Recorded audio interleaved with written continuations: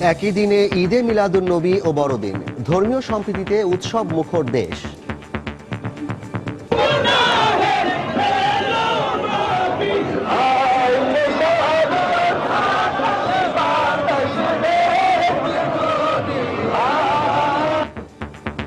মহানবী সাল্লাল্লাহু আলাইহি ওয়াসাল্লামের জন্মদিনে সারা দেশে বিভিন্ন স্থানে র্যালি, শান্তি কামনা।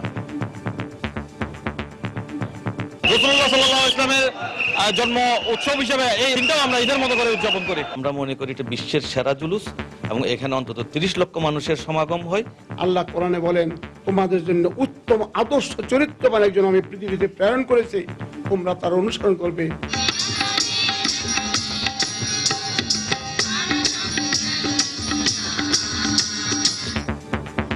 মঙ্গল সঙ্গীতে সারা দেশে বড়দিনের আনুষ্ঠানিকতা, গির্জায় গির্জায় আনন্দমুখর পরিবেশ।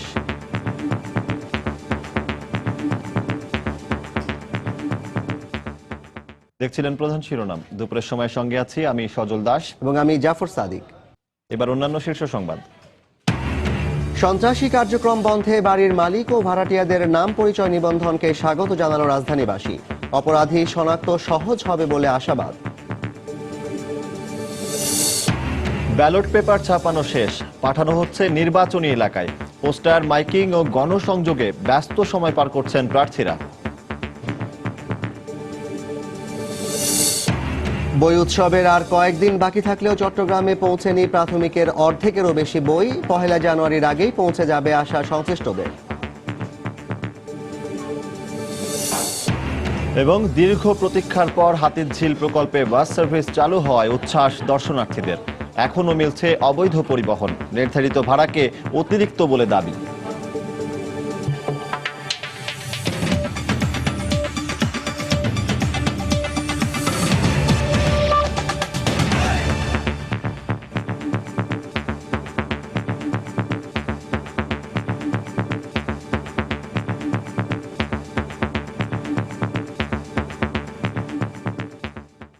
কোন ধর্মই সন্ত্রাস, জঙ্গিবাদ, মানুষ হত্যা সমর্থন করে না। যারা এই কর্মকাণ্ড করে তারা ইসলামের শত্রু। ঈদে মিলাদুন্নবী উপলক্ষে রাজধানীর সোহরাওয়ার্দী উদ্যানে আয়োজিত আলোচনা সভায় এমন মত দিয়েছেন বিশিষ্টজনরা। সভায় স্বাস্থ্যমন্ত্রী বলেন, মুসলিম উম্মার শান্তি প্রতিষ্ঠায় বাংলাদেশ সহ বিশ্বের প্রত্যেকটি মুসলমানকে একতাবদ্ধ হতে হবে। এদিকে যারা মানুষ হত্যা করে সমাজে বিভেদ সৃষ্টি এবং দেশ, জাতীয় ধর্মকে নষ্ট করে তাদের বিরুদ্ধে সবাইকে সোচ্চার হওয়ার আহ্বান জানান স্বরাষ্ট্রমন্ত্রী। মিজানুর রহমান কবিরকে সঙ্গে নিয়ে জোবাইর ফয়সালের রিপোর্ট। 1400 বছর আগে মানবজাতির আলোকবর্তিকা হিসেবে মহান আল্লাহ পৃথিবীতে পাঠিয়েছিলেন সর্বকালের সর্বশ্রেষ্ঠ মানব হযরত মুহাম্মদ সাল্লাল্লাহু আলাইহি ওয়াসাল্লামকে। তার আগমন আর ওফাত দিবস উপলক্ষে সোহরাওয়ার্দী উদ্যানে ধর্মপ্রাণ মুসল্লিদের এই জমায়েত। দেশের বিভিন্ন অঞ্চল থেকে আসা মুসলমানদের প্রতি তাই ধর্মীয় বয়ান আলেম ওলামাদের। সাম্প্রদায়িক সম্প্রীতির এই দেশ বাংলাদেশ সারা বিশ্বের জমিন একটা মডেল। আমরা আশা করি সারা বিশ্বের জমিন থেকে জঙ্গিবাদ, সন্ত্রাস এগুলা অচিরেই দূর হয়ে যাবে ইনশাআল্লাহ। অনুষ্ঠানে বিশেষ অতিথির বক্তব্যে স্বাস্থ্যমন্ত্রী বলেন, ধর্মের নামে সহিংসতা, জঙ্গিবাদ, উগ্র সাম্প্রদায়িকতা মুক্ত বাংলাদেশ গড়ে তোলার জন্য ইসলামের আদর্শ প্রচারে কাজ করছে বর্তমান সরকার। কোনো ধরনের উগ্র জঙ্গিবাদ শক্তিকে আমরা সমর্থন করি না, কোনো ধর্মের উপরে আঘাত করা আমরা সহ্য করি না, আমরা সমর্থন করি না। সবসময় মনে করি ইসলামের যে শান্তির ধর্ম, সেই ধর্মীয় অনুশাসন মেনে আমরা আমাদের ধর্ম যেমন পালন করবো, অন্যকেও সেই ধর্ম পালন করার সুযোগ করব। এদিকে রাজধানীর শাহজাহানপুরে মাইজ ভান্ডারী অ্যাসোসিয়েশন আয়োজিত আলোচনায় বিএনপি নেতা আব্দুল মুইন খান সহ অন্যান্য বক্তা ধর্মীয় সম্প্রীতির প্রতি গুরুত্ব আরোপ করেন। এ সময় বিশেষ অতিথির বক্তব্যে স্বরাষ্ট্রমন্ত্রী বলেন, ইসলাম ধর্ম উগ্র জঙ্গিবাদকে সমর্থন করে না। আমাদের ইসলাম ধর্মে জঙ্গিবাদ এবং কিসের বিশৃঙ্খলা কিংবা হত্যা কিংবা আত্মহত্যা কোনোভাবেই সমর্থন করে না। দিবসটি উপলক্ষে রাজধানীর বিভিন্ন এলাকায় মুসলিম সম্প্রদায়ের বিভিন্ন সংগঠন শান্তি শোভাযাত্রার আয়োজন করে। সারা দেশ থেকে আসা ধর্মপ্রাণ মুসল্লিরা এতে অংশ নেন। জুবাইর ফয়সাল, সময় সংবাদ, ঢাকা। অন্তত 30 লাখ লোকের অংশগ্রহণে চট্টগ্রামে অনুষ্ঠিত হল পবিত্র ঈদে মিলাদুন্নবী উপলক্ষে ঐতিহ্যবাহী যশনে জুলুস। বর্ণাঢ্য এর র্যালিতে যোগ দিতে গত রাত থেকেই বৃহত্তর চট্টগ্রাম এবং এর আশপাশের জেলাগুলো থেকে লোকজন এসে নগরীতে ভিড় করেন। র্যালিতে অংশ নেয়া ধর্মপ্রাণ মুসল্লিরা দেশ ও জাতির শান্তি কামনা করেন। সাখাওয়াত টিপুর ক্যামেরায় বিস্তারিত জানাচ্ছেন কমল দে। নগরীর ১৬ শহর খানকা শরীফ থেকে যখনই জশ্নে জুলুসের র্যালিটি যাত্রা শুরু করে তখনই নারে তাকবীর, আল্লাহু আকবার, নারে রাসালাত, ইয়া রাসূলুল্লাহ ধ্বনিতে মুখরিত হয়ে ওঠে পুরো এলাকা। যে র্যালিতে অংশ নিয়েছে লাখ লাখ ধর্মপ্রাণ এবং নবীপ্রেমী সাধারণ মানুষ। ১৯৭৪ সাল থেকে চট্টগ্রামে প্রতি বছর ঈদে মিলাদুন্নবীর দিন অনুষ্ঠিত হয়ে আসছে এই র্যালি। ওয়া ইন্নাকা লা আলা খুলুকিন আলিম, আল্লাহ কোরআনে বলেন তোমাদের জন্য উত্তম আদর্শ চরিত্রবান একজন আমি পৃথিবীতে প্রেরণ করেছি, তোমরা তার অনুসরণ করবে। ঈদে মিলাদুন্নবী সাল্লাল্লাহু আলাইহি ওয়াসাল্লাম যে সকল ঈদের সেরা ঈদ, এটাকে হাইলাইট করবার জন্য এই জশ্নে জুলুসটা বর্তমানে একটা অত্যন্ত তাৎপর্যপূর্ণ একটা অনুষ্ঠান। প্রায় ১৫ কিলোমিটার ব্যাপী এই র্যালিটি নগরী গুরুত্বপূর্ণ সড়ক প্রদক্ষিণ করে। এ সময় র্যালিতে অংশগ্রহণকারীরা বিভিন্ন দোয়া দরুদ এবং হামনাত গেয়ে স্মরণ করে বিশ্ববাসীর জন্য গুরুত্বপূর্ণ এই দিনটিকে। নবী সাল্লাল্লাহু আলাইহি পৃথিবীতে রহমত হিসেবে এখানে এসেছেন, তো আমরা প্রতি বছর ওনাদের বেলাদত, রাসূল সাল্লাল্লাহু আলাইহি ওয়াসাল্লামের বেলাদত দিবস হিসেবে আমরা এটা উদযাপন করে থাকি। রাসূলুল্লাহ সাল্লাল্লাহু আলাইহি ইসলামের জন্ম উৎসব হিসেবে এই দিনটাও আমরা ঈদের মতো করে উদযাপন করি। ব্যক্তি জীবন, সামাজিক জীবন, রাজনৈতিক জীবন সহ সকল জীবনে এই রাসূলের পদাঙ্ক পরিপূর্ণ অনুসরণই হচ্ছে মুসলিম উম্মার মূল কাম্য বিষয়। বর্ণাঢ্য এই র্যালি দেখার জন্য পুরো নগর জুড়ে রাস্তার পাশে দাঁড়িয়েছিল হাজার হাজার মানুষ। এমনকি অনেকে ফুল এবং পবিত্র পানি ছিটিয়ে র্যালিতে অংশগ্রহণকারীদের শুভেচ্ছা জানান। বিশ্বনবী হযরত মুহাম্মদ সাল্লাল্লাহু আলাইহি ওয়াসাল্লামের মর্মবাণী মানুষের মাঝে পৌঁছে দেওয়ার জন্য ১৯৭৪ সালে যে অষ্টম যাত্রা শুরু হয়েছিল, দীর্ঘদিন পেরিয়ে এলো, বিন্দুমাত্র মরণহীন, বরং দিন দিন এই ব্যক্তি বেড়েছে। এবারও লাখ লাখ মানুষ অংশ নিয়েছে ঐতিহ্যবাহী এই জশ্নে জুলুসের মিছিলে। চট্টগ্রাম থেকে কমল দে, সময় সংবাদ। সমবেত প্রার্থনা আর মঙ্গল সঙ্গীতের মধ্য দিয়ে যীশু খ্রিস্টকে স্মরণ করে সারা দেশে চলছে বড়দিনের উৎসব। মানবতার কল্যাণে আত্মোৎসর্গ করেছিলেন যে মহামানব, তার জন্মদিনে অনুসারীদের প্রার্থনাও শান্তির। বাংলাদেশে অন্য সব ধর্মীয় উৎসবের মতো এ উৎসবেও গির্জায় গির্জায় অংশ নিয়েছিলেন সব ধর্মবর্ণের মানুষ। সৌমিত্র শুভ্রকে সঙ্গে নিয়ে শাতিলা শারমিনের রিপোর্ট।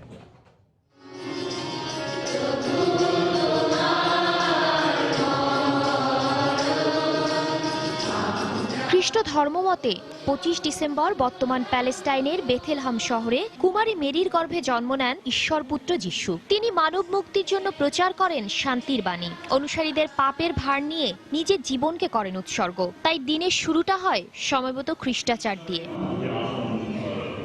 উৎসবের একটি বড় আচার যাজকের কাছ থেকে খাবার আর আশীর্বাদ নেওয়া, ভক্তি ভরে মাতা মেরি আর পুত্র যিশুকে প্রণাম করা। রাত্রে যিশু খ্রিস্ট জন্মগ্রহণ করেন ছোট্ট গোশাল ঘরে, তাই আমরা এই দিনটি বিশেষভাবে পালন করি। তিনি অ্যাকচুয়ালি আমাদের জন্য এসেছেন মুক্তির জন্য। তিনি চান প্রেম, প্রীতি, ভালোবাসা, একতা ও মিলন। ফার্স্টলি ফ্যামিলি মেম্বারদের সাথে চার্চে আসি, তার রিলেটিভদের বাসায় যাই, ঘুরি, তারপর পিঠা কেক এগুলা খাই। তোমার আশেপাশে কেউ ছিল না, শুধু মেয়ে ছিল আর তার হাজবেন্ড ছিল জোসেফ, সাধু জোসেফ।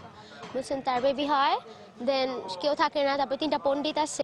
শিশুদের জন্য এই উৎসবের আনন্দ যেন সবচেয়ে বেশি। বাবা মায়ের হাত ধরে বা কোলে চড়ে তারা এসেছে যিশুকে দেখতে। আমরা গাছ সাজাই, এরপর চার্চে আসা হয়, আমরা প্রতিবার ঘুরতে যাই, মজাও লাগে। সবকিছু ছাপিয়ে এ বড়দিনের উৎসব পেয়েছে সার্বজনীনতা। আজকে আমি হিন্দু হয়েও আমি বড়দিন উৎসবটা পালন করতে এসেছি। আমার খুবই ভালো লাগে। আমি সব ধরনের উৎসবে একই ধর্ম বর্ণ নির্বিশেষে আমি পালন করে থাকি।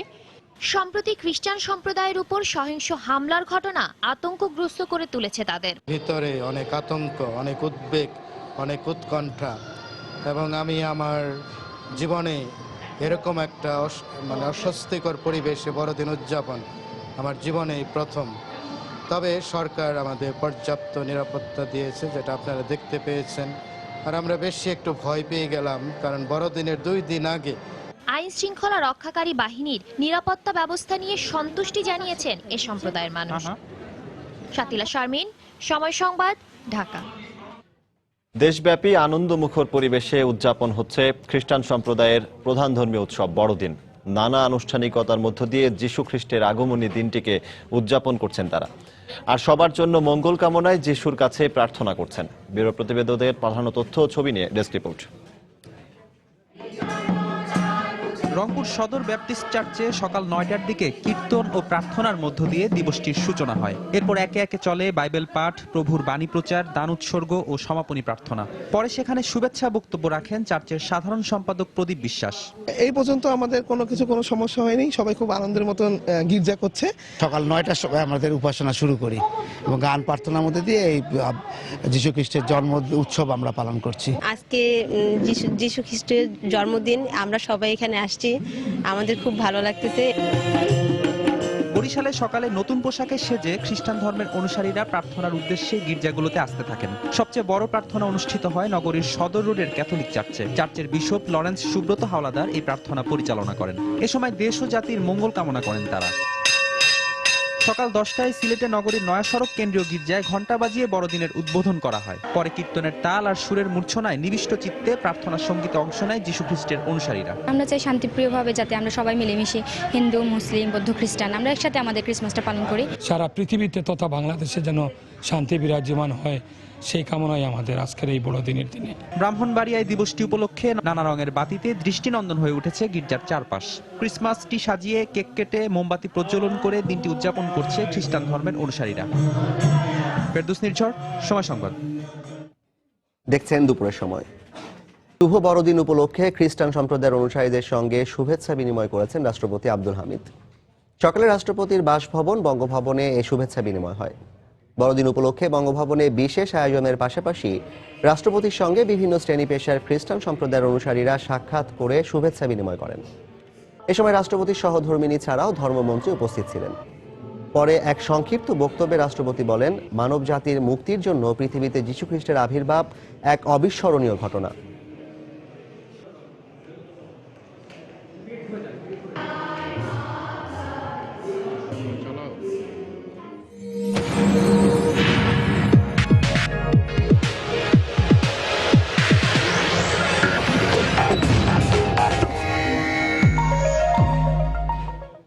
পৌর নির্বাচনের ব্যালট পেপার ছাপানোর কাজ শেষ করেছে গভর্নমেন্ট প্রিন্টিং প্রেস।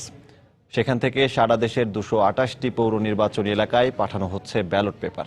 সকালে গভর্নমেন্ট প্রিন্টিং প্রেসের পক্ষ থেকে জানানো হয়, সারা দেশের 5টি বিভাগের 31টি জেলায় নির্বাচনের জন্য প্রয়োজনীয় উপকরণ সরবরাহ করা হয়েছে। অন্যান্য পৌর নির্বাচনী এলাকাগুলোতেও পাঠানো হচ্ছে। নির্বাচন কমিশনের চাহিদা অনুযায়ী আগামীকালও অন্যান্য পৌর নির্বাচনী এলাকায় ব্যালট পেপার সরবরাহ করা হবে বলে জানিয়েছে কর্তৃপক্ষ। এদিকে নির্বাচন কমিশনের পক্ষ থেকে জানানো হয়েছে, প্রয়োজনীয় উপকরণ ম্যাজিস্ট্রেট এবং পুলিশি নিরাপত্তার মাধ্যমে প্রথমে জেলা নির্বাচন কমিশন অফিসে পাঠানো হচ্ছে। পরে জেলা নির্বাচন কমিশনের অফিস থেকে পৌরসভার রিটার্নিং কর্মকর্তার প্রতিনিধিদের কাছে এই উপকরণ সরবরাহ করা হবে। এখন মালামাল নেওয়ার দায়িত্ব নির্বাচন কমিশন। যে প্রতিনিধিরা আসছে তারা বিভিন্ন ম্যাজিস্ট্রেট নিয়ে আসছে, তারা পুলিশ ফোর্স নিয়ে আসছে, নেওয়ার দায়িত্ব নির্বাচন কমিশনের কর্মকর্তাদের। আগামীকাল সর্বশেষ দেওয়ার ডেলিভারি ডেট। এরপরে যদি কোর্টের বা নির্বাচন কমিশন থেকে যদি কোনো 29 তারিখ পর্যন্তও যদি কোনো চাহিদাপত্র আসে, ইনশাল্লাহ আমাদের যে মেশিন ম্যান পাওয়ার আছে আমরা সরবরাহ দিতে পারবো। পৌর নির্বাচনের বাকি আর মাত্র কয়েকদিন। এই সময়টা কাজে লাগাতে পুরোদমে প্রচারণা চালাচ্ছেন প্রার্থীরা। এই মুহূর্তে টাঙ্গাইলের কালিহাতী পৌরসভায় আছেন রিপোর্টার মুজাহিদ শুভ, যশোর পৌরসভায় আছেন তরিকুল ইসলাম এবং জামালপুর পৌরসভায় আছেন হারুনুর রশিদ। নির্বাচনী প্রচারের সব শেষ খবর জানতে সরাসরি চলে যাচ্ছি তাদের কাছে। প্রথমেই যাচ্ছি শুভর কাছে। শুভ,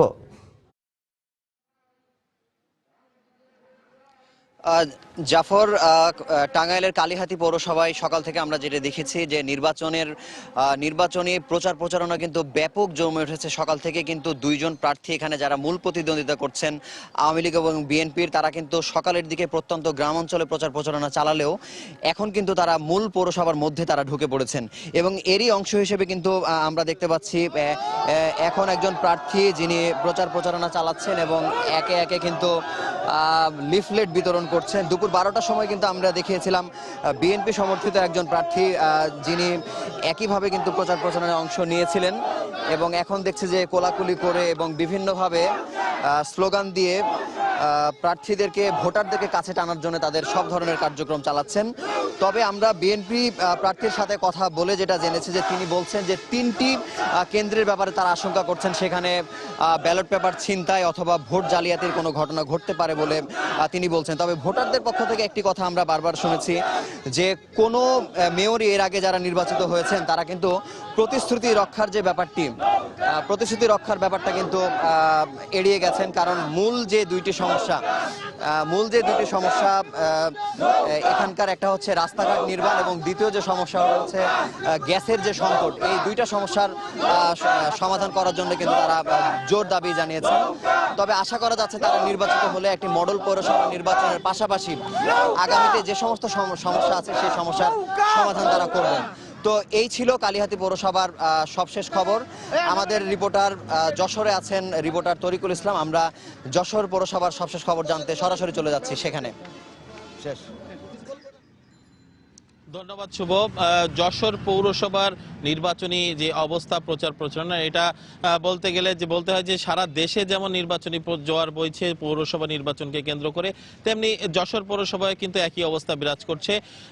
অর্থাৎ প্রার্থীরা কিন্তু তাদের যতই সময় ঘনিয়ে আসছে নির্বাচনের দিন, ততই কিন্তু তারা মাঠে তারা প্রার্থী ভোটারদের মন জয় করার জন্য তারা বিভিন্ন প্রতিশ্রুতি দিয়ে তারা কিন্তু ভোট প্রার্থনা করে যাচ্ছেন। একটু আগে আমরা দেখেছি যে প্রার্থীরা জুমার নামাজ আদায় করেছেন এবং তার পরপরই ভোটারদের সাথে তারা কিন্তু কুশল বিনিময় করেছেন। এবং আমরা আরো যেটি দেখতে পেয়েছি যে ভোটাররা কিন্তু একটা জিনিস বারবার উল্লেখ করছে যে এখন যে সৌহার্দ্যপূর্ণ বা এখন যে পরিবেশটা বিরাজ করছে বিচ্ছিন্ন কিছু ঘটনা ছাড়া সেই পরিবেশটা যেন নির্বাচনের দিন বজায় থাকে এবং প্রার্থীদের কাছে তারা মূল দাবিগুলোর পাশাপাশি উন্নয়নের দাবির পাশাপাশি তারা বলছেন যে তারা যেন ভোটের দিন যেন নিশ্চিন্তে তারা ভোট কেন্দ্রে যেতে পারে এবং প্রার্থীরা যেন ওই দিন তারা ভোটারদের নিশ্চিত করতে পারে যে ভোট কেন্দ্রে যাওয়ার জন্য। তো একটু জানিয়ে রাখি যে এখানে কিন্তু 4 জন মেয়র প্রার্থী প্রতিদ্বন্দ্বিতা করছেন। জহিরুল ইসলাম চাকলাদার রেন্টু আওয়ামী লীগের নৌকা প্রতীক নিয়ে, মারুফুল ইসলাম বিএনপি ধানের শীষ প্রতীক নিয়ে এবং কামরুজ্জামান চুন্নু বিদ্রোহী প্রার্থী হিসেবে আওয়ামী লীগের তিনি প্রতিদ্বন্দ্বিতা করছেন। এছাড়া ইসলামী আন্দোলনের মোহাম্মদ আলী তিনি প্রতিদ্বন্দ্বিতা করছেন এবং 1,31,000 ভোটার রয়েছে যশোর পৌরসভাতে এবং অর্ধশত বছরের প্রাচীন এই পৌরসভায় এখানকার মানুষ কিন্তু আশা করছে যে এই পৌরসভায় যিনি মেয়র নির্বাচিত হবেন, কাউন্সিলররা যারা নির্বাচিত হবেন, এখানকার মানুষের যে মৌলিক যে চাহিদাগুলো রয়েছে এগুলো তারা পূরণ করবেন বলে তারা আশা করছেন। তো আমরা এখন জামালপুরে চলে যাচ্ছি সেখানকার পৌর নির্বাচনের খবর জানতে হারুনা রশিদের কাছে। ধন্যবাদ তরিকুল। আসলে আপনি যেমনটা বলছিলেন যে যশোর পৌরসভায় যেভাবে প্রচার প্রচারণা চলছে ঠিক একই অবস্থা জামালপুর পৌরসভায়। নির্বাচনের দিন যতই ঘনিয়ে আসছে এখানকার প্রচার প্রচারণার মাত্রা ততই তীব্র হচ্ছে এবং প্রার্থীরা আসলে এখন জোরে সোরে তাদের প্রচার প্রচারণা চালিয়ে যাচ্ছেন ভোটারদের কাছে তাদের জনসমর্থন আদায় করার জন্য এবং ভোট আদায় করার জন্য। আমরা সকাল থেকেই অবস্থান করছি জামালপুর পৌরসভায়। আমরা দেখেছি যে এখানকার যে প্রতিদ্বন্দ্বী মেয়র প্রার্থীরা রয়েছেন তারা ভোটারদের দ্বারে দ্বারে যাচ্ছেন এবং যে কাউন্সিলর প্রার্থীরা রয়েছেন তারাও কিন্তু পিছিয়ে নেই, আসলে তারাও প্রচার প্রচারণা চালিয়ে যাচ্ছেন। এই পৌরসভায় মেয়র পদে 3 জন প্রার্থী প্রতিদ্বন্দ্বিতা করছেন। একজন হচ্ছেন যে এখানকার আওয়ামী লীগের মনোনয়ন নিয়ে মির্জা শাখাওয়াতুল আলম মনি এবং বিএনপি থেকে অ্যাডভোকেট ওয়ারেস আলী মামুন এবং জাতীয় পার্টির একজন প্রার্থী রয়েছেন খন্দকার হাফিজুর রহমান বাদশাহ। এছাড়া এখানে সাধারণ কাউন্সিলর পদে 92 জন এবং সংরক্ষিত মহিলা কাউন্সিলর পদে এখানে 23 জন প্রার্থী প্রতিদ্বন্দ্বিতা করছেন। তবে একটি বিষয় জানিয়ে রাখছি যে এই পৌরসভা আসলে নির্বাচনের দিন যতই ঘনিয়ে আসছে ততই আসলে প্রচার প্রচারণার মাত্রা যেমন বাড়ছে তেমনি একটা উত্তেজনাও তৈরি হচ্ছে।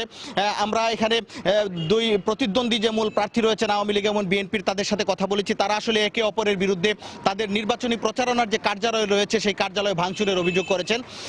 আমি আওয়ামী লীগের প্রার্থীর সাথে কথা বলেছি, তিনি জানিয়েছেন যে আসলে গেটপার এলাকায় তার যে একটি অফিস রয়েছে নির্বাচনী প্রচার অফিস গত বুধবার রাতে ভেঙে ফেলা হয় এবং এটার প্রেক্ষিতে একটি মামলাও হয়েছে এবং এখানে 106 জন বিএনপি নেতাকর্মীর বিরুদ্ধে মামলা হয়েছে। এবং বিএনপির যে প্রার্থী রয়েছেন ওয়ারেস আলী মামুন তিনিও জানিয়েছেন যে গত রাতে অর্থাৎ বৃহস্পতিবার রাতে তার শহীদ জিয়াউর রহমান কলেজ এবং কাচারিপাড়া এলাকায় 2টি রাজনৈতিক তার যে প্রচারণার কার্যালয় রয়েছে সেই 2টি কার্যালয় ভাঙচুরের ঘটনা ঘটেছে।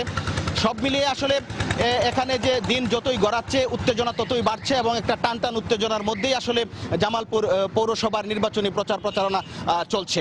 তো এই ছিল আসলে আমার কাছে সর্বশেষ। ফিরে যাচ্ছি স্টুডিওতে। জাফর।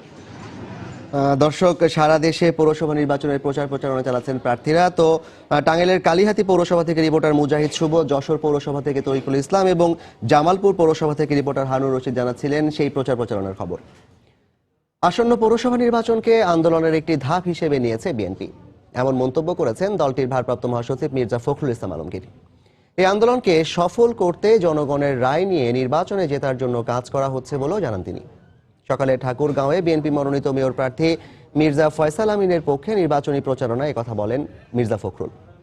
পৌরসভা নির্বাচন সরকার দিয়েছে দলীয় প্রতীকে, অর্থাৎ ধানের শীষ এবং নৌকার মধ্যে লড়াইটা চলছে, সংগ্রাম চলছে, তাই না? অর্থাৎ এটা যদি সরকার প্রমাণ করতে পারে যে ধানের শীষ জনপ্রিয় নয়, তাহলে তাদের খুব সুবিধা হবে। আমরা এই নির্বাচনটাকে এই আন্দোলনের একটা ধাপ হিসেবে, পর্যায় হিসাবে নিয়েছি। এই আন্দোলনে, এই নির্বাচনে আমরা আন্দোলনের মাধ্যমে প্রমাণ করতে চাই যে এরা জনগণের প্রিয় দল নয়, জনগণের কোনো সমর্থন তাদের প্রতি নেই। সেই জন্যই 30 তারিখের যে নির্বাচন, এই নির্বাচনে আপনাদেরকে সে আগের মতো আপনার কেন্দ্রকে আপনাকে পাহারা দিতে হবে, আপনার ভোটকে আপনার পাহারা দিতে হবে। দুপুরের সময় আরো থাকছে। পর্যাপ্ত সরবরাহ থাকায় রাজধানীর বাজারে কমেছে বেশিরভাগ সবজির দাম। মাছের বাজার ঊর্ধ্বমুখী হলেও স্থিতিশীল গরু ও খাসির মাংসের দাম।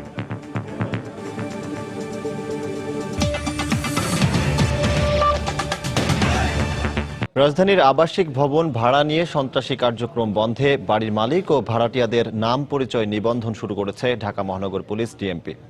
আইনশৃঙ্খলা রক্ষা বাহিনীর এই উদ্যোগকে স্বাগত জানিয়ে রাজধানীবাসী বলছেন, এর মাধ্যমে সন্ত্রাসী কর্মকাণ্ড অনেকাংশে কমানো সম্ভব হবে। এদিকে ডিএমপির অপরাধ বিভাগ বলছে, আগে থেকেই বাড়ির মালিক ও ভাড়াটিয়াদের তথ্য জানা থাকলে যে কোনো অপরাধী শনাক্ত করা সহজ হবে। ফখরুল শাহিনের রিপোর্ট। বৃহস্পতিবার প্রায় 14 ঘন্টা অভিযান চালিয়ে রাজধানীর মিরপুর 1 নম্বর সেকশনের 6তলা ভবনের একটি ফ্ল্যাট থেকে বিপুল পরিমাণ গ্রেনেড ও বোমাসহ 3 জঙ্গিসহ 7 জনকে আটক করে ডিবি পুলিশ। এর আগে গত 7 জুলাই লালবাগ ও চকবাজার এলাকা থেকে বিস্ফোরক দ্রব্য সহ 3 জনকে আটক করা হয়। এছাড়া চলতি বছরের 18 মার্চ পুরান ঢাকার লালবাগের জগন্নাথ শাহ রোডের একটি বাসা থেকে 73টি ককটেল ও ককটেল তৈরির সরঞ্জাম উদ্ধার করা হয়। এভাবে একের পর এক রাজধানীর আবাসিক ভবন ভিত্তিক সন্ত্রাসী কর্মকাণ্ড রোধ করতে চলতি বছরের নভেম্বর থেকে বাড়ির মালিক ও ভাড়াটিয়াদের নাম পরিচয় নিবন্ধন কার্যক্রম শুরু করে ডিএমপি। থানা থেকে পুলিশ আসে এবং তারা প্রত্যেক বাড়িতে যায়, ফর্ম দেয় এবং এই ফর্মগুলি ফিল আপ করতে হয় এবং ছবি দিতে হয়, তারপর ওটাতে আপনার থানাতে জমা হয়। কাগজগুলি ওদের কাছে যদি থাকে তাহলে আমরা ফোন করলেই যে কোনো মুহূর্তে ওদেরকে পাবো। ভাড়াটিয়াদের সম্বন্ধে অনেক কিছু জানা যাবে, চুরি ডাকাতি কম হবে এবং আমরা ইনশাল্লাহ নিরাপদে থাকতে পারবো। বাড়ির মালিক ও ভাড়াটিয়াদের নিবন্ধন কার্যক্রম সমাপ্ত করতে ডিএমপির পক্ষ থেকে রাজধানীর 8টি বিভাগের উপ পুলিশ কমিশনারদের দায়িত্ব দেওয়া হয়েছে। আইনশৃঙ্খলা রক্ষা বাহিনীর সঙ্গে স্বেচ্ছাসেবক হিসাবে কাজ করছেন বিভিন্ন ওয়ার্ডের জনপ্রতিনিধিরা। আমরা বিট পুলিশিং এর মাধ্যমে প্রত্যেকটা গলিতে গলিতে মিটিং করে আমরা প্রত্যেকটি বাসায় বাসায় ফর্ম দিচ্ছি এবং ফর্মগুলো তারা নিজেরাও বাড়ির মালিকটা একটা সেট রাখবে, আরেকটা সেট থানায় পৌঁছায় দিবে। প্রত্যেকের কাছে ছবি সহ তাদের এই পার্টিকুলার বা ডাটা আমরা কালেকশন করতেছি, এগুলো আমরা পার্টিকুলার রাখবো, আমরা হার্ড কপিতেও রাখবো এবং সফট কপিতেও রাখার আমরা চিন্তা ভাবনা করতেছি।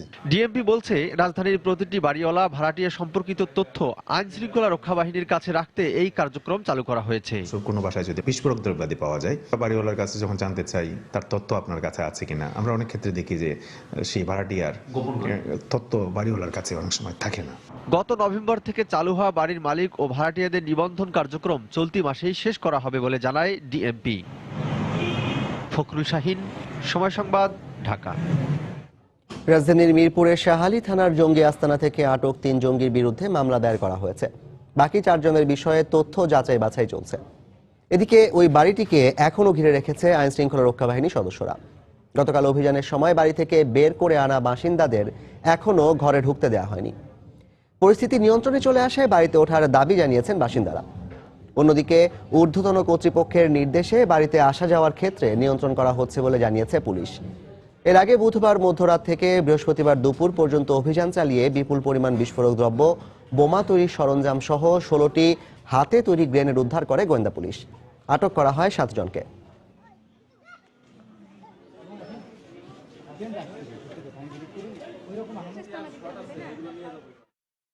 আপনারা কি দরজা মরজা খুলবেন না?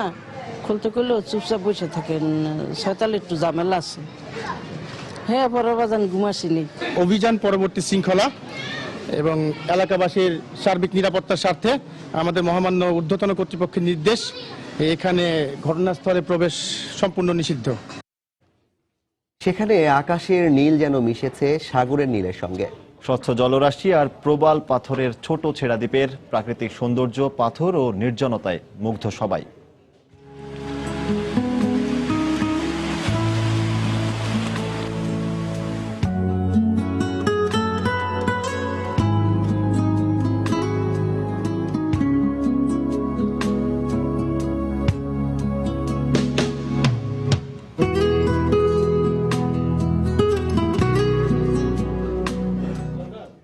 এ নিয়ে রিপোর্ট থাকছে সংবাদের শেষাংশে, দেখার আমন্ত্রণ রইল। মুক্তিযুদ্ধের ইতিহাস বিকৃতি ও গণহত্যা নিয়ে মিথ্যাচার রোধে আইন প্রণয়নের বিষয়টি বিবেচনা করা হবে বলে জানিয়েছেন আইনমন্ত্রী অ্যাডভোকেট আনিসুল হক। দুপুরে ঢাকা বিশ্ববিদ্যালয়ে বাংলাদেশ আইন সমিতির এক অনুষ্ঠান শেষে সাংবাদিকদের তিনি একথা জানান। বাঙালির ইতিহাসকে নিয়ে স্বাধীনতা উত্তর এই দেশে অনেক রাজনীতিবিদ, অনেক বুদ্ধিজীবী এই ধরনের বক্তৃতা একের পর এক দিয়ে চলছে, এটি বন্ধ হওয়া আবশ্যক। যখন এরকম একটা দাবি উঠেছে, এই সরকার হচ্ছে জনগণের সরকার, আমাদের মাননীয় প্রধানমন্ত্রী জননেত্রী শেখ হাসিনা হচ্ছেন জনগণের মানুষ, তিনি নিশ্চয়ই এটা বিবেচনা করবেন। বই উৎসবের আর মাত্র কয়েকদিন বাকি। বন্দরনগরী চট্টগ্রামে এরই মধ্যে মাধ্যমিক পর্যায়ে নতুন বই পৌঁছেছে শতভাগ, তবে প্রাথমিক পর্যায়ে পৌঁছেছে 50%-ও কম বই। স্কুলগুলোতে চাহিদা অনুযায়ী বই আসেনি বলে শিক্ষকরা নিশ্চিত করলেও উৎসবের আগেই সব বই পৌঁছে যাবে বলে আশা করছেন শিক্ষা কর্মকর্তারা। বিস্তারিত জানাচ্ছেন শফিকুল আলম। দরজায় করা নাড়ছে প্রাণের বই উৎসব। সেই বর্ণিল উৎসবে মেতে ওঠার অপেক্ষায় প্রাথমিকের ক্ষুদে শিক্ষার্থীরা। কিন্তু উৎসব নিয়ে দুশ্চিন্তা কিছুতেই পিছু ছাড়ছে না শিক্ষকদের। চট্টগ্রামের প্রাথমিক পর্যায়ে 51,75,000 বইয়ের চাহিদার বিপরীতে এখন পর্যন্ত এসেছে 23,80,000 বই। 3 সাবজেক্টের অর্ধেক পেয়েছে, অর্ধেক পাইনি। 6 সাবজেক্টে 3 সাবজেক্ট পেয়েছে, 3 সাবজেক্ট বাকি। টোটাল আমার 55% বই এসেছে আর ক্লাস 5-এ 50% পেয়েছি। তবে উৎসবের আগেই নতুন বই পৌঁছে দেওয়ার আশ্বাস দিয়েছেন প্রাথমিক শিক্ষা কর্মকর্তারা। আমাদের চাহিদা ছিল সর্বমোট 51 লক্ষাধিক, এই পর্যন্ত আমরা পেয়েছি 23 লক্ষাধিক বই। আশা করতেছি এই সপ্তাহের মধ্যেই আমরা বাকি যে আমাদের 30% বইয়ের যে চাহিদা আছে, চাহিদা মোতাবেক আমরা সম্পূর্ণ বই পেয়ে যাব। অবশ্যই ভিন্ন চিত্র মাধ্যমিক পর্যায়ে। শতভাগ বই ইতিমধ্যে পৌঁছে গেছে স্কুলে স্কুলে। সারা দেশে একযোগে, সেই সাথে আমাদের স্কুলে হবে। আমরা প্রতি ক্লাসের প্রতিটি বই এবার পেয়ে গেছি, এটা আমাদের অনেক সৌভাগ্য। জেলার 4,522টি প্রাথমিক বিদ্যালয়ের 11.5 লাখ শিক্ষার্থী এবং 1070টি মাধ্যমিক বিদ্যালয়ের 6,29,000 শিক্ষার্থীর জন্য মোট 1,42,00,000 বই বিতরণ করা হবে। শফিকুল আলম, সময় সংবাদ, চট্টগ্রাম। দেখছেন দুপুরের সময়। দুরন্ত বাইসাইকেল, উড়ে চলো দুরন্ত গতিতে। দীর্ঘ প্রতীক্ষার পর হাতিরঝিল প্রকল্পে বাস সার্ভিস চালু হওয়ায় উচ্ছ্বাস প্রকাশ করেছেন এলাকাবাসী ও দর্শনার্থীরা। তবে হাতিরঝিল প্রকল্প এলাকা ঘুরে এখনও দেখা মিলছে অবৈধ পরিবহনের। এ অবস্থায় দর্শনার্থী ও এলাকাবাসী বলছেন, বাসের সংখ্যা বাড়ালে অবৈধ পরিবহন কমে যাবে। আর নির্ধারিত ভাড়াকে অতিরিক্ত দাবি করে সর্বনিম্ন ভাড়া 5 টাকা করার দাবি তাদের। অন্যদিকে প্রকল্প পরিচালক বলছেন, যৌক্তিকভাবেই ভাড়া নির্ধারিত হয়েছে। তরিকুল ইসলাম সৌরভের রিপোর্ট। যান্ত্রিক শহরের কোলাহল, ক্লান্তি আর বিষাদ ভোলাতে রাজধানীবাসীর জন্য কিছুটা হলেও স্বস্তির সুবাতাস এনে দিয়েছে হাতিরঝিল প্রকল্প। তবে বিনোদন কেন্দ্র ছাড়াও এই প্রকল্পের অন্যতম উদ্দেশ্য ছিল রাজধানীর পূর্ব ও পশ্চিমের মধ্যে যোগাযোগ সহজ করা এবং যানজট কমানো। পূর্ব পশ্চিমের সহজ যোগাযোগের জন্য হাতিরঝিল প্রকল্পের মধ্য দিয়ে গণপরিবহন চালু ছিল এলাকাবাসী এবং দর্শনার্থীদের দীর্ঘদিনের দাবি। এ দাবি উপেক্ষিত থাকলেও অবশেষে প্রায় 2 বছর পর 4টি বাস নিয়ে চালু হলো গণপরিবহন। 2 মাসের মধ্যে যুক্ত হবে আরও 2টো এসি বাস। রামপুরা থেকে এফডিসি ক্রসিং পর্যন্ত 15 টাকা আর পুরো হাতিরঝিল ঘুরলে দিতে হবে 30 টাকা। যাত্রী ওঠানামা করতে পারবেন 10টি নির্ধারিত স্থান থেকে। এতে এলাকাবাসী আনন্দিত হলেও কিছু অভিযোগ থাকছে। বাস চালু সার্ভিসের কারণে আমাদের সর্বসাধারণ যাত্রীদের জন্য অনেক বেশি সুবিধা হয়েছে। বাস চালু অবশ্যই সুবিধা হয়েছে, কিন্তু বাট এনাফ না। পান্থপথের ওই মোড় দিয়ে টার্নিং করে আবার ঢুকলে এটা সবচেয়ে উত্তম হবে। আর যে ভাড়াটা নিচ্ছে আমার মনে হয় একটু বেশি। আজকে প্রথম চললাম, নতুন, ভালোই লাগতেছে। বৈধ গণপরিবহন চালু হলেও এখনো অবৈধ পরিবহনের দেখা মিলছে হাতিরঝিলে। বাস চালু হয়েছে এখানে, এটা তো জানি না, এই জন্য বেবিতে উঠে বসে আছি। আরে এটা আমরা তো সবসময় চালাই না। না না, আমরা এই যে যাইতেছি, এটা আমি এখন আইসি, এই যে কয়েকটি মাইলে চলে যাবে। তবে সার্বিক অবস্থা বিবেচনায় নিয়ে প্রকল্প পরিচালক বললেন, ক্রমান্বয়ে বাড়ানো হবে বাসের সংখ্যা। 4টা বাস সার্ভিস বর্তমানে আমরা চালু করতে পেরেছি, সেটা ভবিষ্যতে আরো বাড়বে। চাহিদা অনুযায়ী জুন 2016 মাঝামাঝি 2টা ওয়াটার ট্যাক্সি সার্ভিস চালু হবে, যেটা হচ্ছে মেরুলবাড্ডা থেকে আপনার বেগুনবাড়ি পর্যন্ত। 8 কিলোর জন্য আমরা যে ভাড়াটা হয়তো সর্বনিম্ন 10 টাকা এবং 15 টাকা করেছি, সেটা হয়তো বর্তমান বাজার দর অনুযায়ী চিন্তা করে করা হয়েছে। সকাল 7টা থেকে শুরু হয়ে রাত 11টা পর্যন্ত চক্রাকারে 4টি বাস হাতিরঝিলে প্রদক্ষিণ করবে বলেও জানা গেছে। তরিকুল ইসলাম সৌরভ, সময় সংবাদ, ঢাকা। দুপুরের সময় আরো থাকছে। সাফে নিজেদের প্রথম ম্যাচে সন্ধ্যায় শ্রীলঙ্কার বিপক্ষে মাঠে নামবে ভারত। নেপালকে হারিয়ে আত্মবিশ্বাসী লঙ্কানরা, পরিসংখ্যানকেই ভরসা স্বাগতিকদের। পর্যাপ্ত সরবরাহ থাকায় রাজধানীর বাজারে কেজি প্রতি 30 টাকা পর্যন্ত কমেছে বেশিরভাগ সবজির দাম। তবে মৌসুম হিসেবে দাম আরও কম হওয়া উচিত, এমনটাই দাবি ক্রেতাদের। এদিকে গত সপ্তাহের তুলনায় মাছের দাম ঊর্ধ্বমুখী বলে জানিয়েছেন বিক্রেতারা। মাংসের বাজারে স্থিতিশীল রয়েছে গরু ও খাসির মাংসের দাম। রাজধানীর মহাখালী কাঁচা বাজার ঘুরে বিস্তারিত জানাচ্ছেন কামরুল হাসান সবুজ। নানা পদের রঙিন সবজির পর্যাপ্ত সরবরাহ রয়েছে রাজধানীর কাঁচা বাজারে, তাই দামও কমতির দিকে। কেজি প্রতি 10 টাকা কমে বেগুন টমেটো 40 থেকে 50 টাকা, করলা 40 আর কেজি প্রতি 20 থেকে 30 টাকা কমে বরবটি ও কাঁচামরিচ 60 ও মটরশুঁটি বিক্রি হচ্ছে 90 টাকায়। তবে শিম আলু পটলের বাজার দর স্থিতিশীল থাকলেও বেড়েছে ফুলকপি, লাউ সহ কয়েকটি সবজির দাম। শীতের সবজি সবই যেটি নতুন নামছে সবটি কম। শীতের মৌসুম তো, এই কারণে সবজির সিজন, দাম আরো কমবে। এখন স্বাচ্ছন্দ্য বোধ হচ্ছে, ক্রয় ক্ষমতার ভিতরে আছে। কিছুটা কম হলেও শীতের সিজনে আরো সবজির দাম কম হওয়া উচিত। এদিকে সরবরাহ কমের অজুহাতে দাম বেড়েছে বেশিরভাগ মাছের। বাজারে প্রতি কেজি রুই 250, কাতল 220, শিং 500, চিংড়ি 550, সরপুঁটি ও তেলাপিয়া 150 আর কই বিক্রি হচ্ছে 180 থেকে 200 টাকায়। বাগায়ের 400 টাকা কিনা 420-30 ব্যস্ত হবে। কাজুলি আছে 650 টাকা কিনে আনছি, 700 চাই, যা লইতে পারে আর কি। এবার গোলসা 400 কিনা 420-30-50টা ব্যস্ত। পাবদা আছে 800। গাড়ি ওই যে মাছ কম, রেট বাড়তি। ইলিশ মাছ আপনার এটা হলো 1200 টাকা হালি বিক্রি করি আমরা। এটা একটা ওজন হলো আপনার 500 গ্রাম, মানে 4টা হচ্ছে আপনার 2 কেজি। 140 টাকা করে যে মাছ কিনি সেটা আছে 160 টাকা কেজি। মাছের সরবরাহ মোটামুটি ভালো আছে, তারপরেও দাম একটু বেশি। দাম বেড়েছে ব্রয়লার মুরগির। গত সপ্তাহের তুলনায় কেজিতে 15 টাকা বেড়ে বিক্রি হচ্ছে 160 টাকায়। কয়েক মাস ধরেই গরুর মাংস 380 আর খাসির মাংস বিক্রি হচ্ছে 550 টাকায়। কামরুল হাসান সবুজ, সময় সংবাদ, ঢাকা।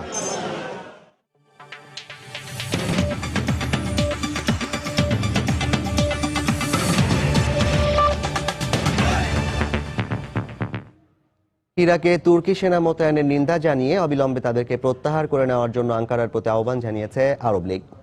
তুরস্কের এই কর্মকাণ্ডকে ইরাক সহ পুরো আরব জাতির জন্য হুমকি বলে উল্লেখ করেন সংস্থাটির পররাষ্ট্রমন্ত্রী। তুরস্কের সামরিক হস্তক্ষেপ নিয়ে আলোচনায় বৃহস্পতিবার বাগদাদের অনুরোধে মিশরের কায়রোয়ে আরব লীগের পররাষ্ট্রমন্ত্রী পর্যায়ের এক বৈঠক অনুষ্ঠিত হয়।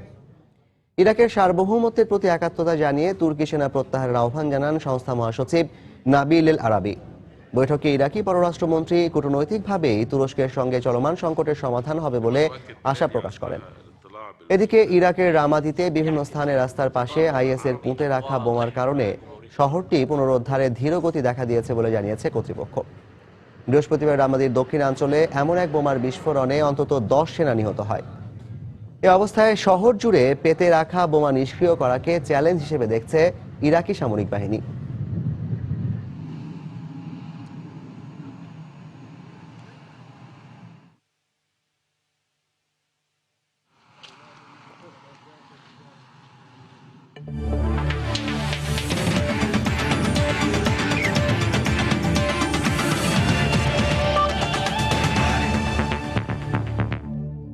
সাফ সুজুকি কাপের খবর। সাফে নিজেদের প্রথম ম্যাচে আজ শ্রীলঙ্কার মুখোমুখি হবে স্বাগতিক ভারত। কেরালার ত্রিবান্দ্রাম আন্তর্জাতিক স্টেডিয়ামে দু দলের ম্যাচটি শুরু হবে সন্ধ্যা 7টায়। আসর শুরুর আগে ফেভারিটের তকমা ছিল না শ্রীলঙ্কানদের গায়ে, তেমন একটা আলোচনায় ছিল না তারা।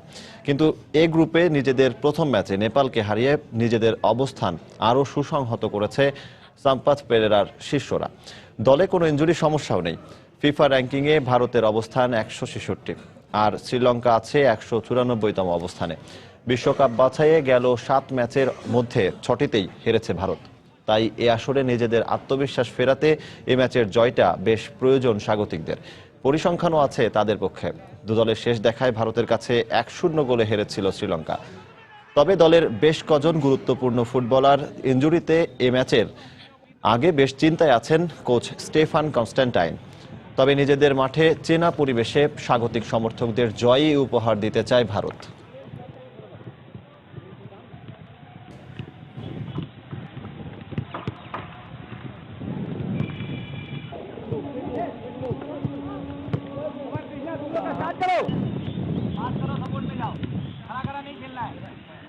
দর্শক, এই মুহূর্তে ভারতের কেরালা রাজ্যে ত্রিবান্দ্রামে আছেন আমাদের সহকর্মী সাজিদ মুস্তাহিদ। বিস্তারিত জানতে আমরা সরাসরি চলে যাচ্ছি তার কাছে। সাজিদ।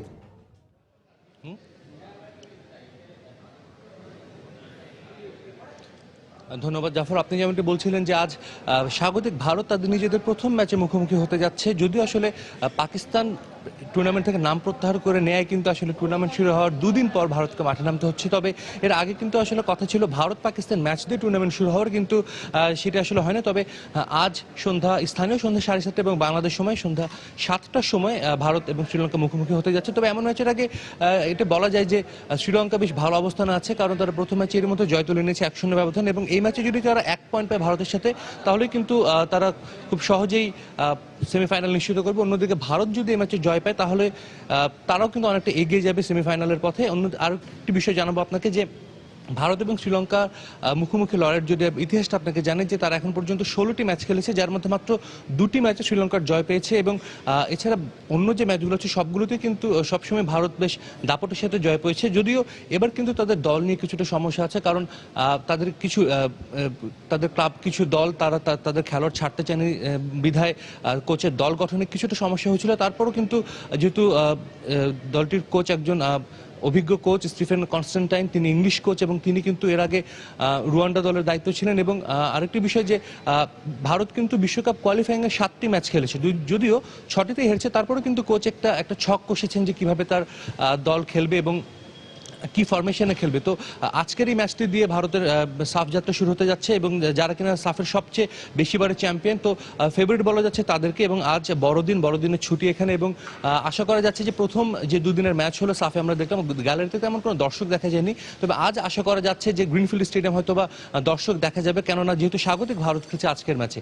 আর আরেকটি বিষয় জানবো, বাংলাদেশের গতকালকের ম্যাচের পর কিন্তু আজ বাংলাদেশ, আমি টিম হোটেলে আছি এবং বাংলাদেশ টিম কিছুক্ষণ আগে নামাজ পড়ে এসেছে, শুক্রবার আজকে জুমার নামাজ পড়ে এসেছে, এবং কিছুক্ষণ পরে বাংলাদেশ দল মাঠে যাবে অনুশীলনে, এবং মালদ্বীপ দলও কিন্তু মাঠে যাবে অনুশীলন করতে।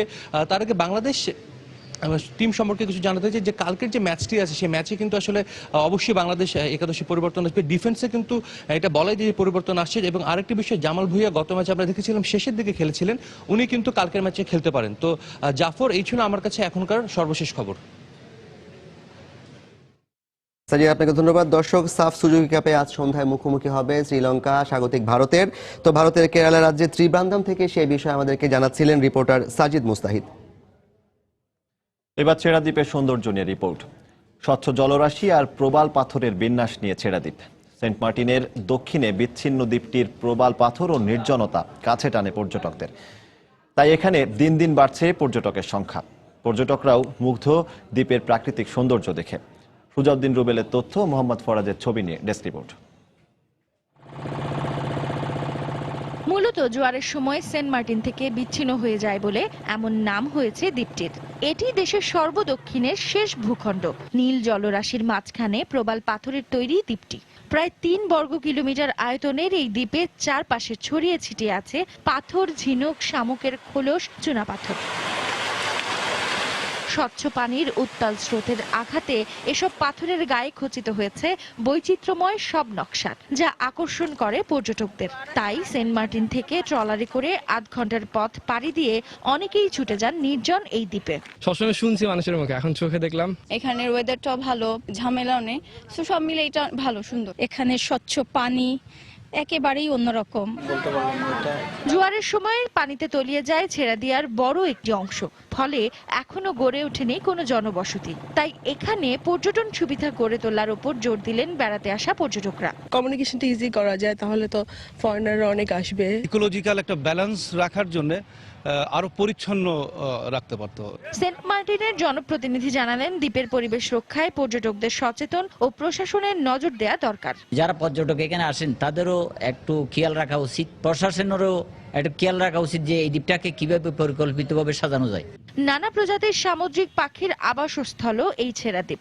এছাড়া কাঁকড়া, শামুক, ঝিনুক সহ প্রায় 200 প্রজাতির সামুদ্রিক জীবের উপস্থিতি আছে অনিন্দ্য সুন্দর এই দ্বীপে। সময় সংবাদ, কক্সবাজার। দুপুরের সময় এই পর্যায়ের শীর্ষ সংবাদগুলো জানিয়ে দিচ্ছি আরেকবার।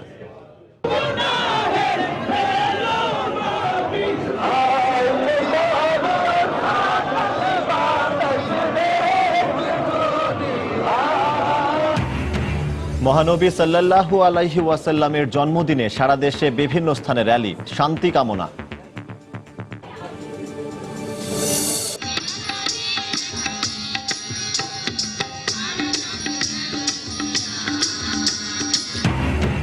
প্রার্থনা ও মঙ্গল সঙ্গীতে সারা দেশে বড়দিনের আনুষ্ঠানিকতা, গির্জায় গির্জায় উৎসব মুখর পরিবেশ।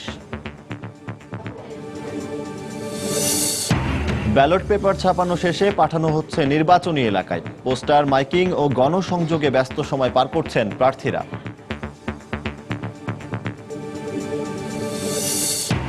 মিরপুরে জঙ্গি আস্তানা থেকে বোমা ও বিস্ফোরক জব্দের ঘটনায় 3 জনকে আসামি করে মামলা। বাড়িটিকে এখনও ঘিরে রেখেছে আইন শৃঙ্খলা রক্ষা বাহিনী। এবং সাফে নিজেদের প্রথম ম্যাচে সন্ধ্যায় শ্রীলঙ্কার বিপক্ষে মাঠে নামবে ভারত। নেপালকে হারিয়ে আত্মবিশ্বাসী লঙ্কানরা, পরিসংখ্যানকেই ভরসা স্বাগতিকদের। দর্শক, এই ছিল দুপুরের সময়। যে কোনো খবর পেতে ভিজিট করুন সময়নিউজ.tv আর সঙ্গে থাকুন সময়।